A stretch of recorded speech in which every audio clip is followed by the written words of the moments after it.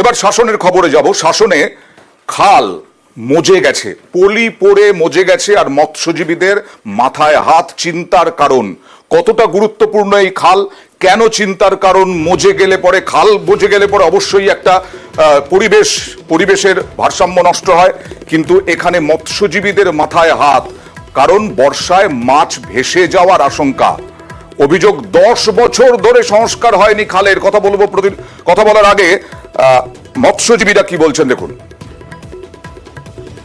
যে বিদ্যাধরী নদী আছে, আজ দীর্ঘ 15 বছর কোনো সংস্কার হচ্ছে না। আমরা বহুবার বিডিওর কাছে পঞ্চায়েতে জানিয়েছি, বিডিওকে জানিয়েছি, আমরা ভেড়িয়ালার তরফ থেকে ওখানে অনেক ডিপ্রেশন দিয়েছি, তারপরেও এখানে কোনো সংস্কার হচ্ছে না। খাল নোংরা হয়ে আছে, পানি টানি পাস হয় না, ভেড়ি বেড়ার অসুবিধে, বুড়ি টুড়িয়ে যায়। পরিষ্কার হইলে ভালো। ভেড়ি তো অনেক আছে, প্রায় 2-2.5 হাজার বিঘে ভেড়ি আছে। সবাই খালের উপর নির্ভর। হ্যাঁ, খালের উপরে নির্ভর। খাল পুরো বুড়ে রয়েছে, খাল বুড়িয়ে রয়েছে, পানায় জঙ্গল হয়ে আছে। বর্ষার একটু চাপ দিলেই বুড়িয়ে যাবে দাঁড়ে। সরাসরি চলে যাবো প্রতিনিধি জিয়াউলের কাছে। জিয়াউল, এটা মৎস্যজীবীদের চিন্তার কারণ কি, কেন, কত গুরুত্বপূর্ণ মৎস্যজীবীদের কাছে এই খাল?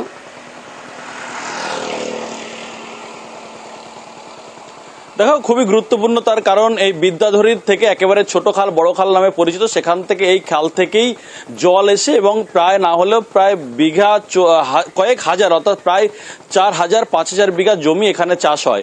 কিন্তু সেই চাষ, অর্থাৎ এই ক্যানেল দিয়ে জল আসে, সেখান থেকে জোয়ার ভাটায়, অর্থাৎ এই যে ভেড়িগুলো হয় সেই ভেড়িতে জল ওঠে, কিন্তু বছর দশেক ধরে সেই জল জোয়ার ভাটা খেলছে না, সেই জল আর আসছে না। ফলে মৎস্যজীবীদের মাথায় হাত এই কারণেই, অর্থাৎ পুরোটাই ক্যানেলটাই বুঝে গেছে, অন্যদিকে কচুরিপানায় ঢেকে গেছে। বারংবার প্রশাসনের দ্বারস্থ হচ্ছেন, প্রশাসন বারংবার বলছে যে ক্যানেল পরিষ্কার হবে, কিন্তু আর কখনোই পরিষ্কার হয়নি। এবারেও যেহেতু সামনে বর্ষার মরশুম, ফলে তার চিন্তার ভাস, তার কারণ বছর 3 আগেও এখানে ব্যাপক বর্ষা হয়েছিল এবং পুরোটাই জলমগ্ন হয়েছিল, কোটি কোটি টাকার মাছ কিন্তু জলে ভেসে গেছিল। তখন থেকেই এলাকার মৎস্যচাষীদের একটাই দাবি করে আসছিল যে ক্যানেল পরিষ্কার হোক, তাহলে জোয়ার ভাটা খেলবে, তাহলেই এই ভেড়ি মৎস্যচাষীদের কিন্তু তাদের একটা লাভবান হবে। কিন্তু প্রায় না হলেও বছর দশেক ধরে কোনো ক্যানেল পরিষ্কার হচ্ছে না, তার জন্যই নতুন করে আবার এই বর্ষা সামনেই, সেখান থেকে চাষীদের কিন্তু একেবারে বছর 10 ধরে কোনো সংস্কার হচ্ছে না, বারবার বলা সত্ত্বেও কোনো পদক্ষেপ করা হচ্ছে না, আর এই কারণে মৎস্যজীবীদের কপালে চিন্তার ভাঁজ। কোটি কোটি টাকার মাছ ভেসে গিয়েছিল, কোন রকম আশ্বাস এখনো পর্যন্ত জিয়া?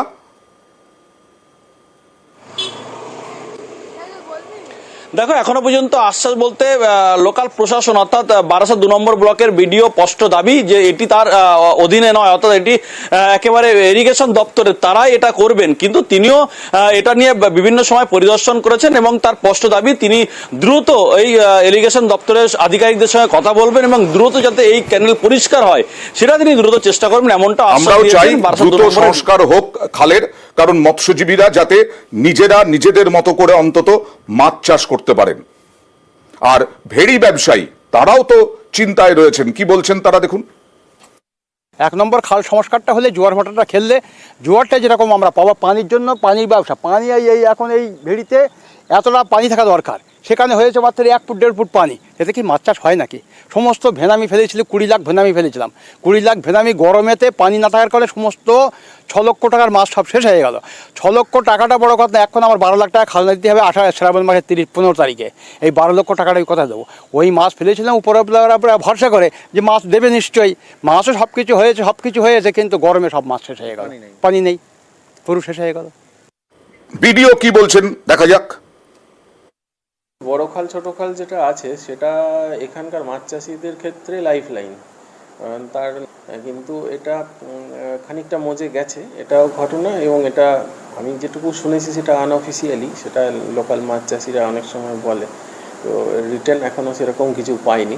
এটা আমরা ইরিগেশনের সাথে টেক আপ করছি, কারণ হচ্ছে এটা এর মধ্যে টেকনিক্যাল ইস্যুস আছে, যেহেতু বড় খাল এবং ছোট খাল এই দুটো ওনারাই এগুলো কাজগুলো করেন, তো যাতে করে এটা তার আগে কোনো একটা অ্যাকশন নেওয়া যায়, এটা আমরা দেখছি। জেসিবি শুধু চোপড়ায় নয়, আরও আছে আরিয়াদহে ত্রাস জয়ন্ত সিং, তার কীর্তির বিভিন্ন ভিডিও ভাইরাল দেখাবো।